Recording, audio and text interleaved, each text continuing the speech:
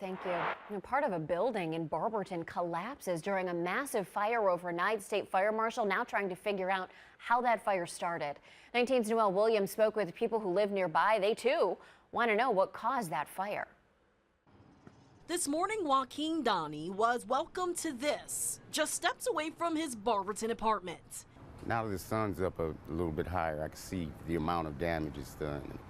It's pretty incredible. It looks like the whole upstairs, the top floor has been removed. Part of West Tuscarora's Avenue was closed after a fire broke out at this building just before 10:30 Thursday night. Its roof collapsed, and bricks are left scattered in the street. Donnie tells me the fire happened at an empty building. Thankfully, he was not home at the time of the fire, but learned about it first on 19 News.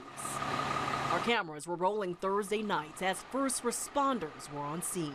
And when you saw those pictures, what was your first reaction? I was just hoping it didn't spread.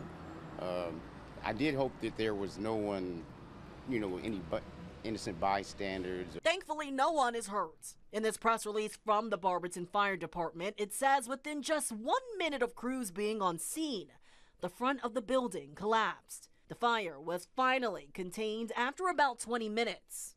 This morning, state fire marshals were on scene. The cause is still under investigation.